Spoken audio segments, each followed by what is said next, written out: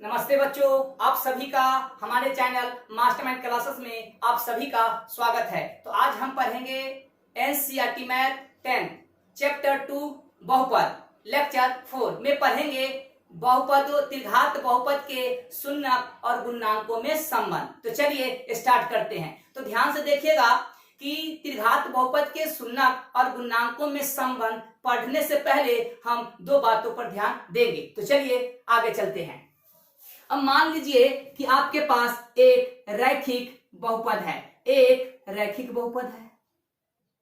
ध्यान से देखिएगा, दूसरा आपका एक द्विघात बहुपद है। ठीक है। अब हम ये जानेंगे कि अगर कोई रैखिक बहुपद है तो इसके कितने गुणनखंड होंगे। ठीक है। फिर से अगर वह द्विघात बहुपद है तो इसके कितने गुणनखंड मिलेंगे। तो चलिए अब रैखिक बहुपद का हम गुणनखंड करते हैं। 2x + 4, तो यहां से 2 कॉमन x + 2।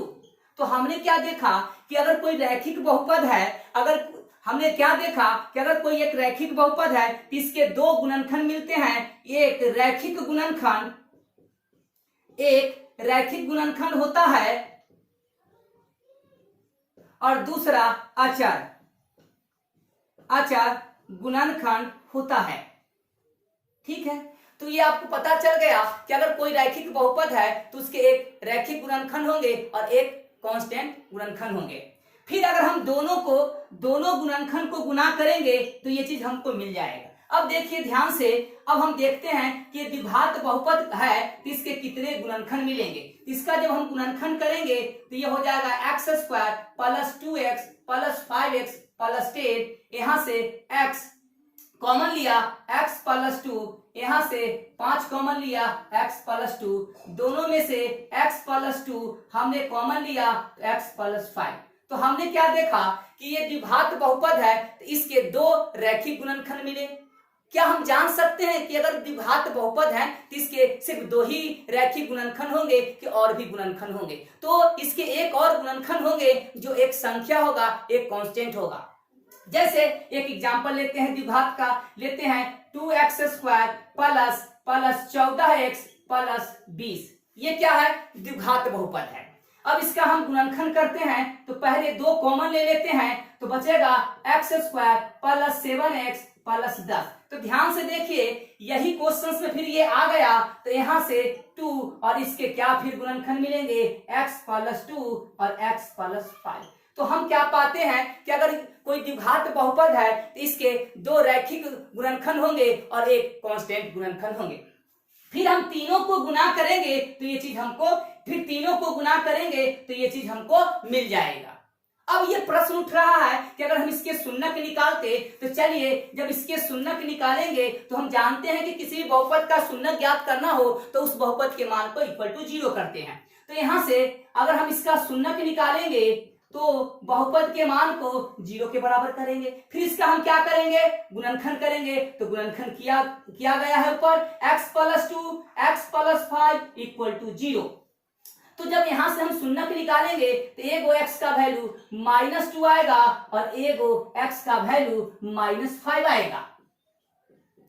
तो ध्यान से देखिए, कोई कह रहा है कि इस द्विघात बहुपद के एक शून्यक -2 है, मतलब x बराबर -2 बोल रहा है। फिर बोल रहा है कि कोई बच्चा इस द्विघात बहुपद के एक शून्यक -5 है, इसका मतलब x बराबर -5 आया होगा। तो हम कह सकते हैं कि जब हम -2 को x के जगह पर लाएंगे, x के तरफ, तो x + 2 होगा और -5 को x के तरफ लाएंगे तो x + 5 होगा। तो इससे क्या पता चलता है कि अरे भाई, कि अगर मान लेते हैं कि इसका एक शून्यक -2 है तो जब इसको लाएंगे तो x + 2 मिलेगा और जब -5 को इधर लाएंगे तो x + 5 मिलेगा। तो हम ये जान सकते हैं कि x + 2 इसके एक गुणनखंड होंगे और x + 5 इसके दूसरे गुणनखंड होंगे। अगर मान लीजिए कोई आदमी कह रहा है कि चलिए ax² + bx + c के शून्यक अल्फा और बीटा है, अल्फा और बीटा है, इसका मतलब एगो x का मान अल्फा आया होगा और एगो x का मान बीटा आया होगा। तो अगर हम अल्फा को x के तरफ लाएंगे तो x माइनस अल्फा मिलेगा और बीटा को x के तरफ लाएंगे तो x माइनस बीटा होगा। यानी हम कह सकते हैं कि x माइनस अल्फा इसका एक गुणनखंड होगा और x माइनस बीटा इसके दूसरे गुणनखंड होंगे। फिर दोनों को गुणा करेंगे तो ध्यान दीजिए कि एक तीसरा गुणनखंड भी होता है। द्विघात बहुपद के दो रैखिक होते हैं और एक तीसरा कांस्टेंट होता है। तो एक कांस्टेंट को लेते हैं और जब हम तीनों को गुणा करेंगे तो इसके इक्वल हो जाएगा। तो चलिए अब हम संबंध त्रिघात बहुपद के शून्यक और गुणांकों में संबंध बताएंगे और ज्ञात करेंगे।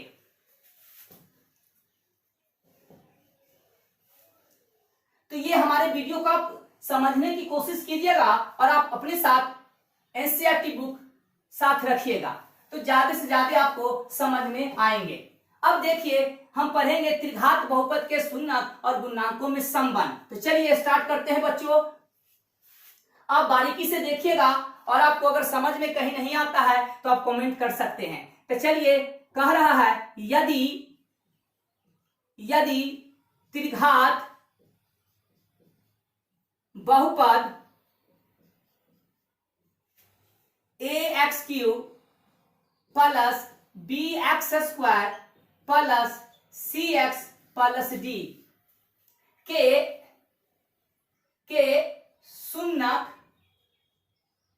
शून्यक अल्फा कॉमा बीटा तथा गामा है। इसको पढ़ते हैं गामा है। तो हम कह सकते हैं अतः तो शून्यक है, इसका मतलब एगो x का मान अल्फा आया होगा, एगो x का मान बीटा आया होगा और एगो x का मान गामा आया होगा। तो जब इसको इधर लाएंगे तो x माइनस अल्फा होगा, बीटा को x के तरफ लाएंगे तो x माइनस बीटा होगा और गामा के x के तरह गामा लाएंगे तो x माइनस गामा होगा। तो ये तीनों इसके गुणनखंड होंगे। फिर तीनों को एक साथ लेकर गुणा करेंगे और उसके साथ कांस्टेंट से भी गुणा करेंगे तो ये तीनों किसके इक्वल हो जाएगा?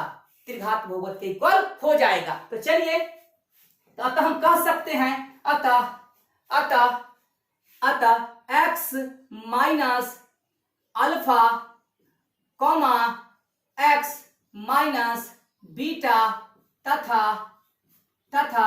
x माइनस गामा बहुपद के गुणनखंड होंगे। बहुपद के गुणनखंड होंगे।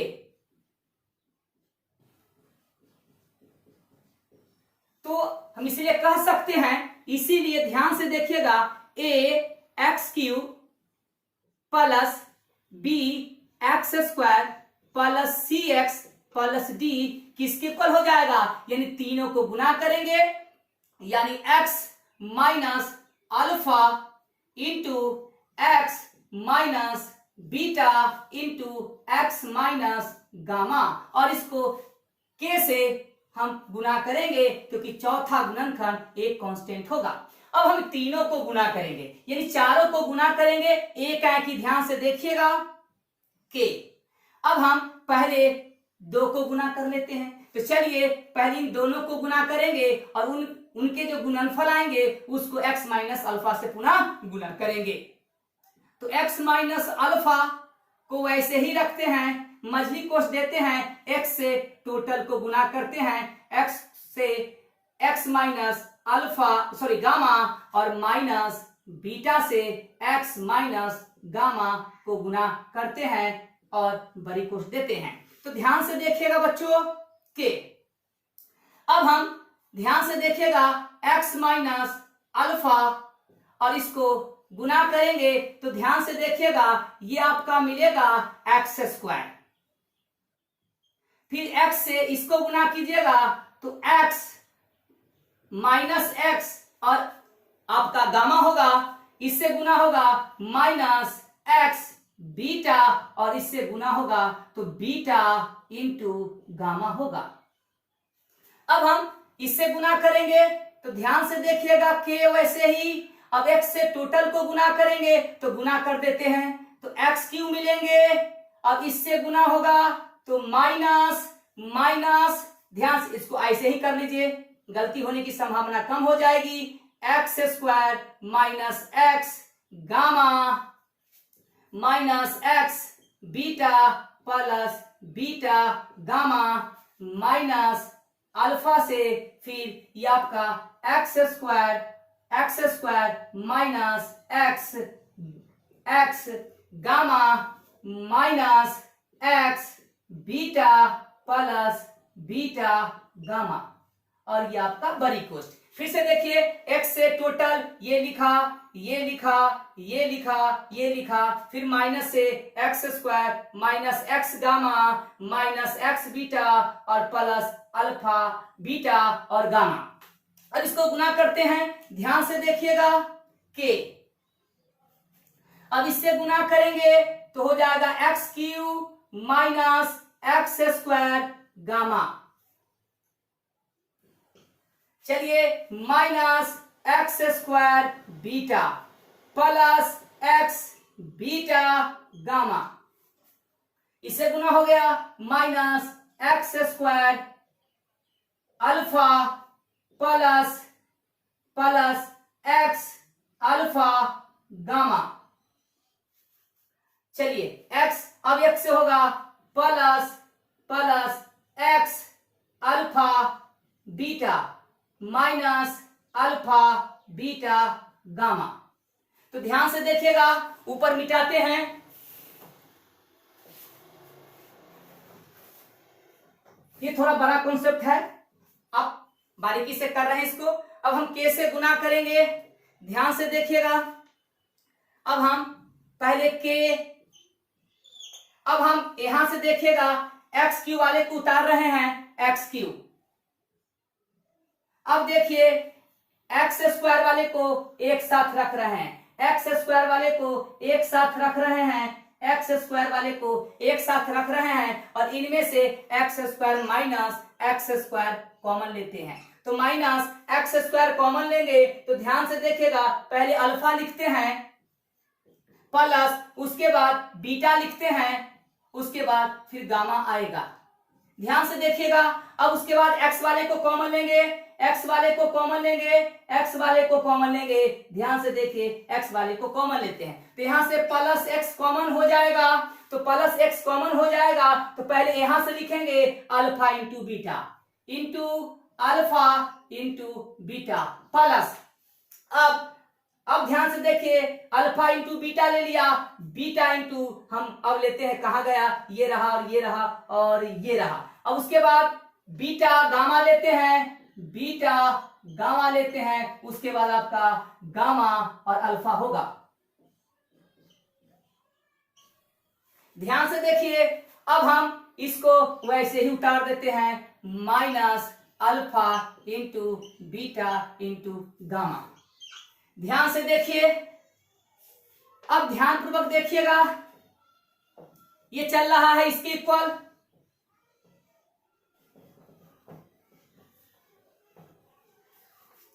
अब k से गुना कर देते हैं, k से गुना करेंगे तो k एक्स क्यू, k से गुना होगा तो minus X square k into alpha plus beta plus gamma, फिर प्लस एक्स के into alpha into beta beta into gamma plus gamma into alpha, gamma into alpha, gamma into alpha होगा और minus के alpha beta gamma. अब देखिए यहां से हम क्या काम करेंगे, एक्स क्यू के गुणनांक के साथ एक्स क्यू के गुणनांक की तुलना करेंगे, एक्स स्क्वायर के गुणनांक के साथ एक्स स्क्वायर का गुणनांक की तुलना करेंगे, एक्स के गुणनांक के साथ एक्स के गुणनांक का हम तुलना करेंगे और कांस्टेंट के साथ कांस्टेंट का तुलना करेंगे। तो अतः हम कह सकते हैं, ध्यान से देखिए, यहां से ए, यहाँ क्या है एक्स क्यू का गुणनांक ए, यहाँ पर एक्स क्यू का गुणनांक क्या है के, तो ए किसके बराबर हो जाएगा, के देन 1।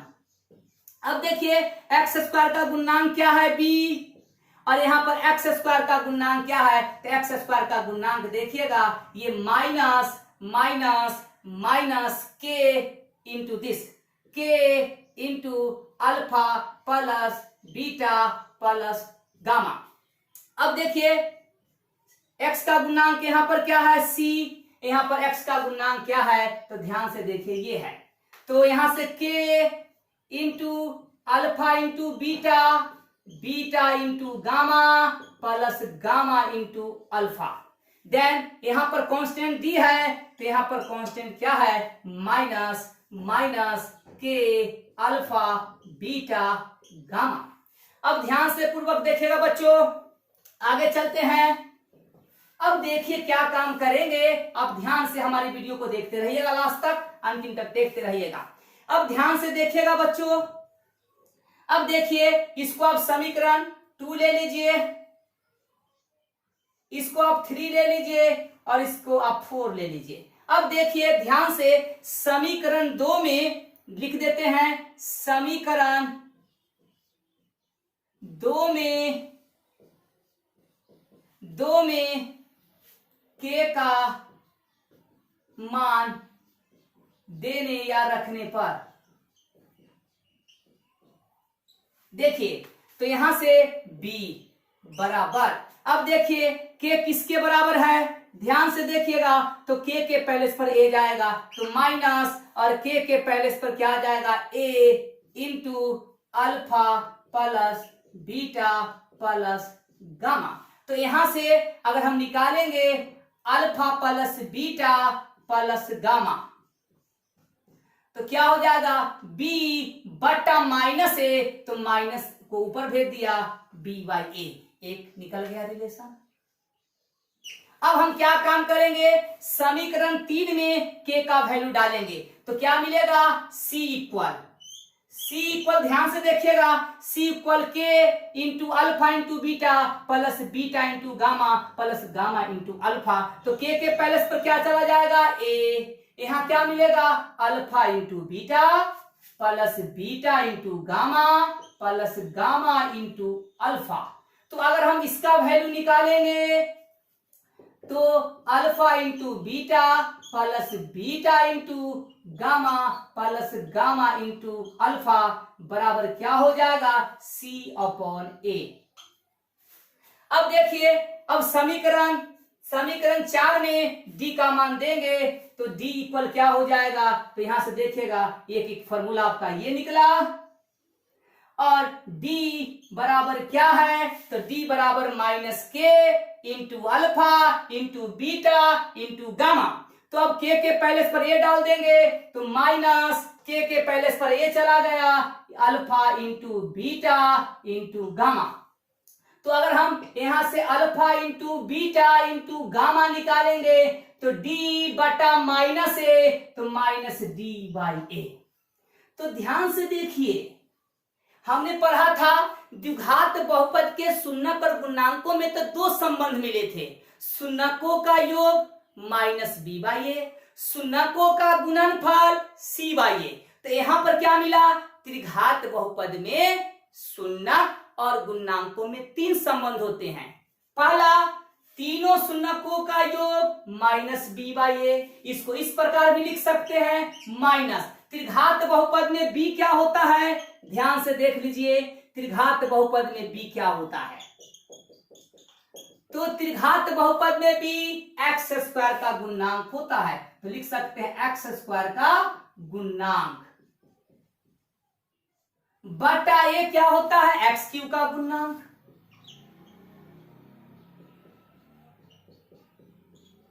उसी प्रकार यहां से देखिए, इसमें क्या लिख सकते हैं, देखिए इसको कैसे पढ़ेंगे कि 2 शून्यक को एक साथ लिया, उनको गुना करके फिर जोड़ा, तो c बाई ए, c क्या कहलाता है, यहां पर c कहलाएगा x का गुणांक, a क्या कहलाएगा x क्यूब का गुणांक। इसमें देखिए तीनों शून्यकों का गुणनफल माइनस d बाई ए, तो d क्या कहलाता है, अचर पद बटा x क्यूब का गुणांक। तो इसको आप नोट डाउन कर लीजिए और फिर देखते हैं, इसको हम फ्रेश करके फॉर्मूला को लिख देते हैं।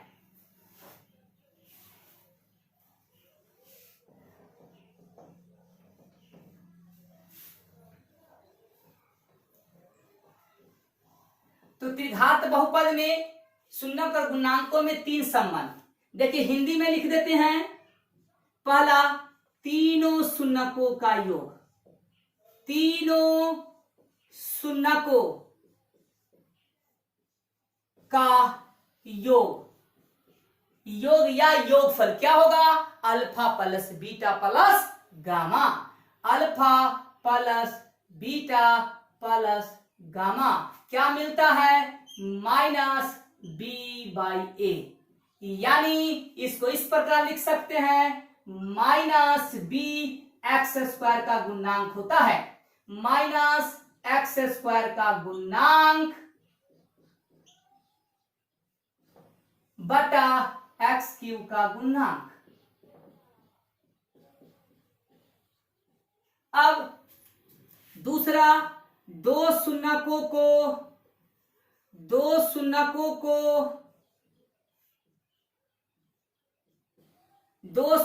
को एक साथ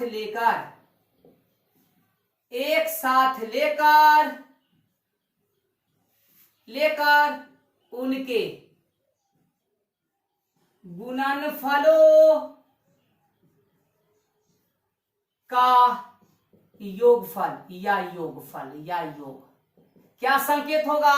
अल्फा के साथ, ध्यान से देखिए, अल्फा बीटा गामा होता है, तो अल्फा से बीटा को गुना कर दीजिए, बीटा से गामा को गुना कर दीजिए और गामा से अल्फा को गुना कर दीजिए, तो क्या होगा? सी बाई ए, क्या होगा? सी बाई ए। देन सी क्या कहलाता है? तो हम कहेंगे एक्स का गुणांक, और ए एक्स क्यूब का गुणांक होता है। देन अगला, तीनों शून्यकों का गुणनफल, तीनों शून्यकों का गुणनफल, संकेत में alpha into beta into gamma minus D by A होता है। तो ध्यान से देखिए, माइनस डी अचर पद है त्रिघात के लिए, अचर पद बटा एक्स क्यूब का गुणांक। अब इसको किस प्रकार याद करेंगे? देखिए, पहले साइन लो, देखिए पहले चला minus plus minus, minus plus minus, minus plus minus, ठीक है। उसके बाद देखिए तीनों के बट्टा में ए होता है, तो चलिए भाई तीनों के बट्टा में लिखेंगे ए, तीनों के बट्टा में लिखेंगे ए। अब देखिए बी सी डी, तो चलेगा B C D, minus plus minus. इस प्रकार आप याद कर सकते हैं, और इस पर हम बेस्ट 2 क्वेश्चंस लिखे हुए हैं, दोनों क्वेश्चंस को हम बताएंगे और वीडियो को हम लास्ट करेंगे। ठीक है बच्चों, आप हमारे वीडियो को आप लास्ट तक देखिए और अपने साथ बुक रखिए। चलिए अब क्वेश्चन 1 करते हैं, तो इसको आप नोट डाउन कर लीजिए।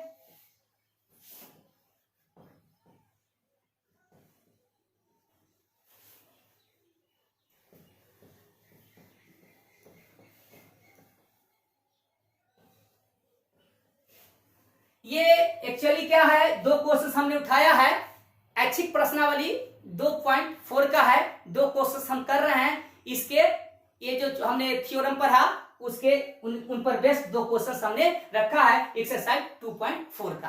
तो चलिए पहला क्वेश्चन क्या कहता है, ध्यान से देखिएगा। पहला कहता है कि एक त्रिघात बहुपद ज्ञात करना है। ठीक है भाई, त्रिघात बहुपद तो हमको ज्ञात करना ही है, तो सबसे पहले जानेंगे कि त्रिघात बहुपद का व्यापक रूप होता क्या है। तो ये होता है ax cube plus bx square plus cx plus d, जहां a b c d एक रियल नंबर a बराबर 0 नहीं होगा। तो हमको बोला कि एक त्रिघात बहुपद ज्ञात कीजिए, तो माइंड खनकेगा कि अगर हमको त्रिघात बहुपद ज्ञात करना है तो a का मान पता होना चाहिए, b का मान पता होना चाहिए, c का मान पता होना चाहिए और d का मान पता होना चाहिए। तो हम पूछेंगे भाई किससे? प्रश्न से। तो प्रश्न कहेगा कि हम ए का मान, बी का मान और सी का मान, डी का मान दे रखे हैं। तो चलिए पढ़ते हैं क्या कह रहा है कि एक त्रिघात बहुपद ज्ञात कीजिए जिसके शून्यकों का योग, मतलब alpha plus beta plus gamma का योग दो शून्यकों को एक साथ लेकर उनके गुणनफलों का योग, मतलब alpha into beta plus beta into gamma plus gamma into alpha का, तथा तीनों शून्यकों के गुणनफल, यानी तीनों शून्यकों के गुणनफल क्रमशः दी गई संख्या है। तो पहला संख्या तीनों शून्यकों के योग के इक्वल होगा, दूसरा -7 दोनों शून्यकों को एक साथ लेकर उनके गुणनफलों का योग होगा, और लास्ट -11 तीनों शून्यकों के गुणनफल दे रखे हैं। तो दिया क्या है, लिख दिया है कि alpha plus beta plus gamma किसके इक्वल है? तो 2 के इक्वल है। ठीक है, दो शून्यकों को एक साथ लेकर उनके गुणनफलों का योगफल दे रखा है, कितना? -7, और तीनों शून्यकों का गुणनफल दे रखा है -11, यानी हमको ये दे रखा है और त्रिघात बहुपद हमसे पूछा जा रहा है। तो त्रिघात बहुपद जब हमको कहेगा ज्ञात करने के लिए, तो आप सोचिएगा कि त्रिघात बहुपद का व्यापक रूप तो ax³ plus bx² plus cx plus d होता है, यानी ABCD का मान पता रहे तो हम इस बहुपद में a के पहले पर डाल देंगे, b के पहले पर, c के पहले पर और d के पहले पर डाल देंगे, तो हमारा त्रिघात बहुपद तैयार हो जाएगा। तो अब ABCD का मान कौन देगा? तो जो गिवन है वही देगा। तो चलिए लिखेंगे, चूंकि alpha plus beta plus gamma कितने के इक्वल है? 2 के इक्वल है। तो alpha plus beta plus gamma यानी तीनों शून्यकों का योग -b/a के इक्वल होता है, यानी 2। इसके नीचे में हर कितनी है? 1 लिख दीजिए, 1। फिर क्या दिया हुआ है? Alpha into beta, beta into gamma plus gamma into alpha कितना दे रखा है? -11, और इसको हम क्या लिखेंगे? तो देखिए c/a होगा, कितने के इक्वल? -11, इसके बटा में 1 छुपा हुआ है। अगला क्या दे रखा है? तीनों का गुणनफल कितने के इक्वल? -11, कितने के इक्वल? -11। तो क्या होगा? तो ये होगा -d/a, कितने के इक्वल? -11/1 लिख देते हैं, इससे कोई फर्क नहीं पड़ेगा। सॉरी, इसका मान आपको दे रखा है -7, इसका वैल्यू क्या दे रखा है? -7। अब ध्यान से देखिए, तीनों का देखिए, इसका भी हर देखिए a है, इसका भी हर a है, इसका भी हर a है। तो जो इसका वैल्यू दिया हुआ है उसका भी हर सेम होना चाहिए। तो देखिए, इसका भी हर 1 है, इसका भी हर 1 है, इसका भी हर 1 है। तो हमको पता हो गया कि a बराबर कितना मिलेगा? 1। तो हम लिख देंगे, अतः a बराबर 1। अब देखिए -b, ध्यान से देखिएगा, -b ऊपर के 2 के इक्वल होगा, -b किसके इक्वल होगा? 2 के। हमको सिर्फ चाहिए b का मान, तो b बराबर क्या होगा? ये माइनस को आप इधर भेज दीजिए। अब देखिए c -7 के इक्वल होगा, c किसके होगा? -7 के इक्वल होंगे, और -d किसके इक्वल होंगे? -d इक्वल होंगे -11 के। तो देयरफॉर d बराबर क्या होगा? 11। अब हमारा ये वैल्यू निकल चुका है। अब हम त्रिघात बहुपद में ABCD का मान हम प्रतिस्थापित कर देंगे, तो हमारा त्रिघात बहुपद क्या हो जाएगा? तैयार हो जाएगा। तो इसको आप नोट डाउन कर लीजिए। अब हम डालेंगे और हमारा आंसर होगा,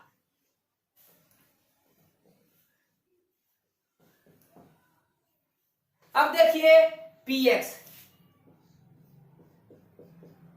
a का मान देखिए 1 है, a के पहले पर 1, x³ प्लस b का मान क्या है, -2 है, तो -2 into x square plus c का मान -7, तो -7 इंटू एक्स प्लस d का मान 11।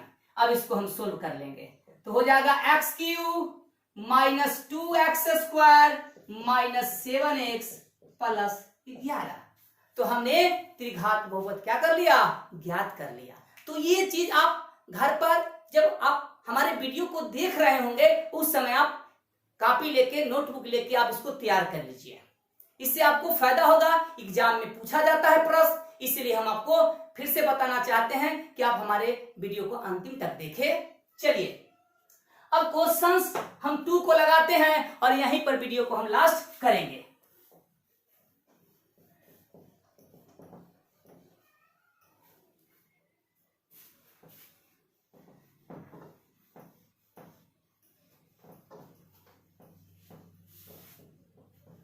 क्वेश्चन 2, तो क्वेश्चन 2 से पहले जानिए, कोई स्टूडेंट बोल रहा है कि x square plus 7x plus 10 के शून्यक -2 और -5 है। तो ध्यान से देखिए, हमने परिभाषा पढ़ा था बहुपद के शून्यक चर का वैसा मान जो बहुपद में प्रतिस्थापित कर दिया जाए तो बहुपद का मान अगर 0 हो जाता है तो वही चर का मान, वही वैल्यू उसके क्या कहलाएंगे, शून्यक। तो देखिए अगर ये -2 और -5 इसके शून्यक हैं तो अगर हम x के पहले पर -2 डालेंगे तो 0 मिलना चाहिए, अगर 0 मिला तो हम कहेंगे शून्यक है। फिर हम x के पहले पर -5 डालेंगे, डालने के बाद फिर 0 मिलेगा तो हम कहेंगे कि -5 भी इसके क्या है, शून्यक है। तो px बराबर आपको क्या दे रखा है, x square plus 7x plus 10, तो x बराबर क्या रखेंगे, -2, यानी x बराबर -2 हम पुट करेंगे, यानी x बराबर -2 हम पुट करेंगे, x बराबर -2। तो जहां जहां x मिलेगा वहां पर क्या डाल दिया, -2, जहां जहां x मिला वहां पर क्या डाला, -2। तो देखिए ये हो गया +4, ये -14, ये +10, ये हो जाएगा 14 - 14 = 0। तो हम कह सकते हैं कि x बराबर -2 इसके शून्यक है। इसी प्रकार अब हम x के पहले पर -5 डालेंगे, अगर 0 आता है तो हम कहेंगे कि ये भी -5 इसके क्या है, शून्यक है। तो चलिए अब क्वेश्चंस को लगाते हैं। देखिए कह रहा है कि सत्यापित कीजिए कि बहुपद के शून्यक 2 1 1 है। पहले आपको चेक करना है कि 2 1 1 इसके शून्यक है कि नहीं। तो अगर x के पहले पर 2 डालेंगे तो 0 मिला तो कहेंगे शून्यक है, फिर x के पहले पर 1 डाल के देखेंगे 0 मिला तो शून्यक है, फिर x के पहले पर 1 डालेंगे और 0 मिला तो कहेंगे शून्यक है, अन्यथा शून्यक नहीं है। तो दिया क्या है, px क्या दे रखा है, x³ -4x square plus 5x -2। Check करना है x बराबर 2 पर, x बराबर 2 पर। तो हम क्या काम करेंगे, p के पहले पर 2 यानी x के पहले पर 2 डाल देंगे, जहां जहां x मिलेगा वहां पर हम 2 डालेंगे, जहां जहां x मिलेगा वहां पर हम 2 डालेंगे। अब इसको गुना करेंगे तो ये हो जाएगा 8 और ये हो जाएगा 4 चक 16, ये हो जाएंगे 10 और ये हो जाएगा -2।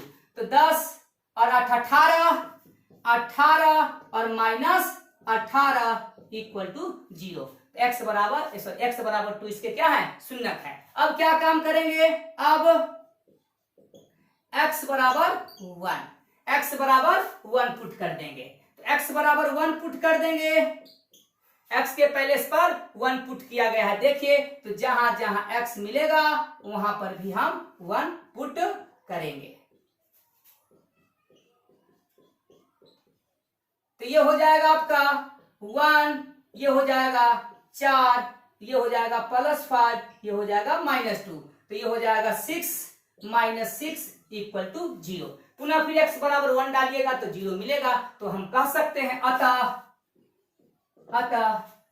2, 1, 1 बहुपद के शून्यक हैं।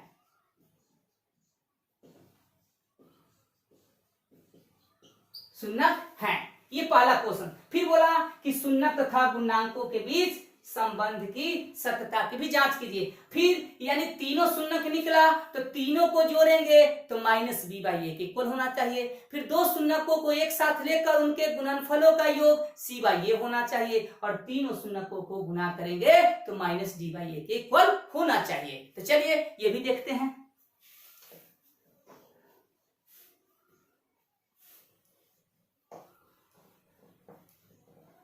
अब एक शून्यक अल्फा दे दिया है आपको, अल्फा बराबर ले लीजिए 2, बीटा बराबर 1, किसी को ले सकते हैं अल्फा और बीटा का मान, और गामा बराबर भी 1।